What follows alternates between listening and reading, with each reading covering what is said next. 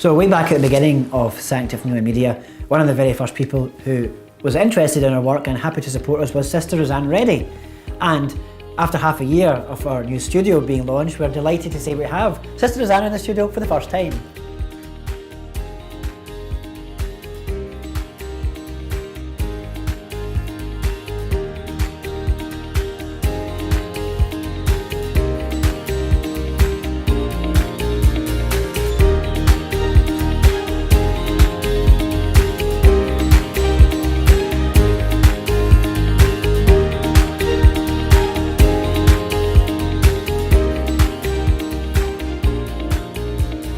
Excellent, delighted to be here. It's looking fantastic, so it is. People always say it seems quite big in the camera. What is it like being in here in person? Well, it's not what you'd call massive, it's not big, and it does make me think of Rapunzel, throw down your golden hair, but it's great, it's like a wee fairy tale castle, but it looks good, it's very professional.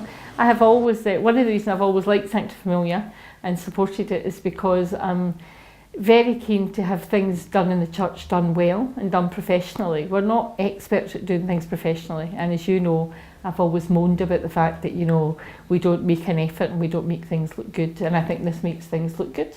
If it's the word of God we're trying to share, we should do the best we can to make it look good as well as sound good. We didn't pay Sr Roseann for that comment, by the way, so... That is true, that is very true. No, that's fair enough. Of course, you've quite a busy year yourself. Obviously, the last few months have been difficult for you as well, but also you've had a good and positive moments regarding, you know, Vacation Scotland had their first young meeting, which was in November, the end of November, which was great. And then you're looking forward to your 25th anniversary of the initiative, yeah. So, well, the 25th anniversary is a few years away yet, but we're trying to do a bit of preparation for it, because I think 25 years of offering an alternative to abortion, a caring service in the church's name, and I think it's been a great service. Thousands of women have come through our doors, hundreds of babies have been saved, thousands more have been supported, so I think that's worth celebrating. I think it's good news, but what we want to do is to prepare for it. We don't just want to, you know, have a one-off event, we want to work up to it, so we've got some plans for that. Among them, the biggest sort of thing is that what we want to do is, starting probably in September of this year, is we want to start going round the whole of Scotland with a sort of roadshow of the initiative, showing people what we do, giving talks, going into schools, meeting up with people that we have kept in touch with for years but haven't necessarily met up with very often. Because I think our kind of general feeling that we get is the vast majority of people who you speak to are pro-life. They do believe, even if they're not totally with us, they do at least believe that it's a good thing that we offer women an alternative choice to abortion. And I think it's a good news story. It's been a good news story for a long time. Still, you know, as you were alluding to earlier on, I was in hospital earlier on this year, and it was unbelievable the number of times where people are fascinated when you're a religious in hospital, and people would literally sneak into my room and say, "Which order are you, and what do you do?" And whenever I would say those fantastic words, the Cardinal Winning Pro-Life Initiative, the number of people who say to me constantly, "Oh, Cardinal Winning, I loved Cardinal Winning," and then they'll tell you a story about him. You know, either he gave them their first confession or confirmation or one of the sacraments, or they'll have a story to tell about him and the way he was with people. You know, and so that gives us great pride. And then when we say about the work we do, universally, the vast majority of people say to us, "I think that's amazing." And I think it's amazing as well, and I think it's a good news story that the church needs to share. When you go to your office and you see your so what do you call it, a games hall or a hall you would call it, and it's full of baby clothes and things that have been donated by people. It just shows you the generosity of people who want to support families and crisis pregnancies and things like that. You know, it's incredible. I think it's one of the things when people say to us, "Why do you think people support you, or why has it managed to keep going when others have not," and stuff. I think part of the thing is because people can see that it works. It's a very simple idea. You know, we help people who need help, and there are a lot of people out there who need help. They need practical help. That we can do in abundance. And you know, I'm always saying it's not just what you do, but it's how you do it. So it's a bit like you with your studio here. You know, you could have sat and never progressed the studio to where it is, But you did this because you want to get a message across, you want to get an image across of the church.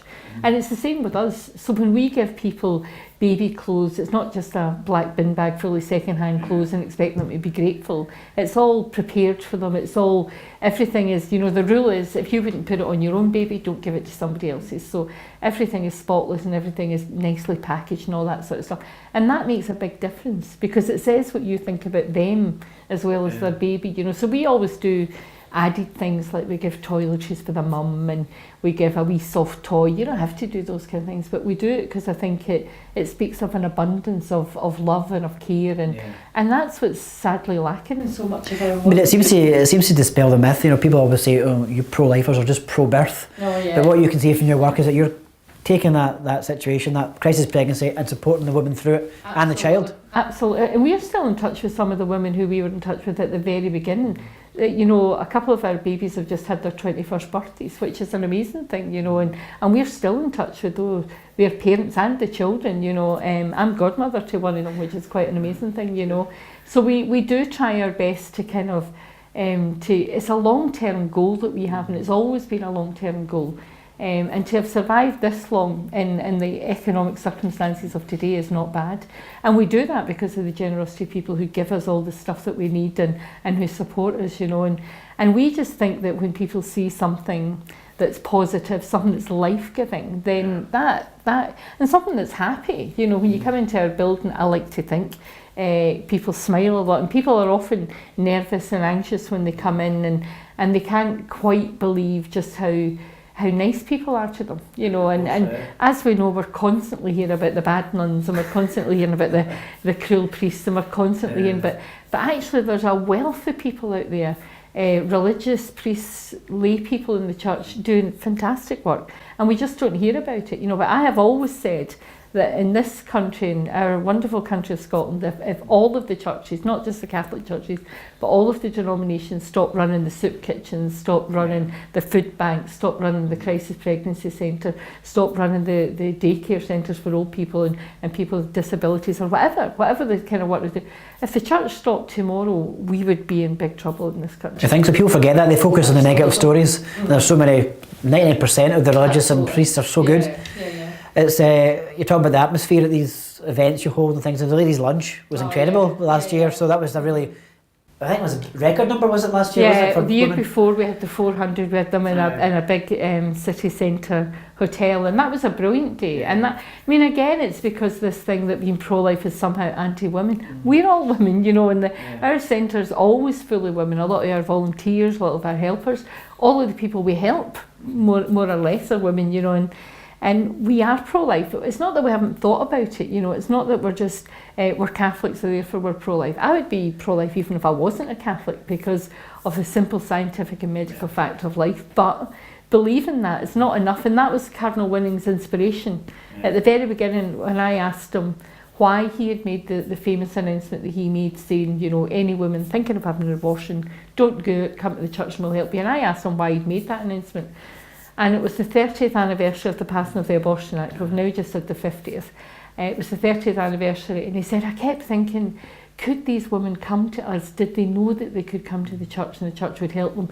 Because it's not enough to say that abortion's wrong and not to be there to recognise that you can have a crisis pregnancy. Now, a crisis pregnancy does not mean a crisis baby or a crisis life, but it just means for that particular moment in time, you need to know there's help and support there. And that's what we've been doing now for nearly a quarter of a century, which is quite a thing. It's really good. But how do women find yourselves? Is it word of mouth? Is it they're put to someone else? Are they recommended by someone? How do you get your traffic, you know? Yeah. Well, it's lots of different ways. One way is word of mouth, so people who we've helped, because women speak to each other at the school gate, and they speak to each other in the hospitals when they're having babies, and speak to each other in, you know, the antenatal classes and stuff. And we find that people will come to us and say, somebody said that you had helped them and that you might be able to help me.